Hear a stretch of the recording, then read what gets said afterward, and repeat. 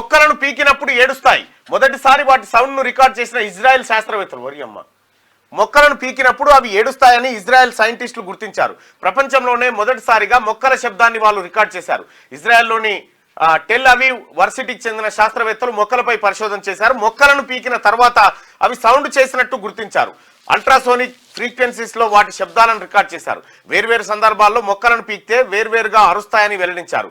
మొక్కల ఒత్తిడిలో ఉన్నప్పుడు పీకితే గట్టిగా అరుస్తాయి, ఏడుస్తాయి. తమ చుట్టూ ఉన్న ప్రపంచానికి తమ ఒత్తిడిని కమ్యూనికేట్ చేయడానికి ఉపయోగించే పద్ధతుల్లో ఇవి ఒకటై ఉండవచ్చు. ప్రశాంతంగా ఉన్నప్పుడు కూడా మొక్కలు సౌండ్ చేస్తాయి.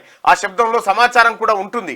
ఆ శబ్దాలను మనం వినలేం, జంతువులే వినగలవు. ఈ నేపథ్యంలో మొక్కలు జంతువుల మధ్య ఇంటరాక్షన్ జరగడానికి అవకాశం ఉంది. అలాగే కీటకాలతో కూడా మొక్కలు సంభాషిస్తాయని వర్సిటీ సైంటిస్ట్ లీలాచ్ హడానీ తెలిపారు. ఇదెక్కడ కథ? మొక్కలు చెట్లు వీకేస్తే ఏడుస్తాయట, సౌండ్ కూడా వస్తాయంట, సౌండ్లు వస్తాయంట, అది ఏడుపు సౌండ్ వస్తుందట. ఆ సౌండ్ ను ఫస్ట్ టైం రికార్డ్ చేసిరట ఇజ్రాయెల్ శాస్త్రవేత్తలు.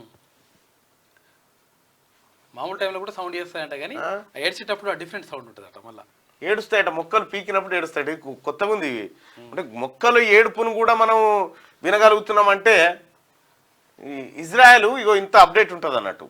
ఇది ఏది తయారు చేసినా ఇజ్రాయెలే ఇగో ఇది తయారు చేస్తుంది.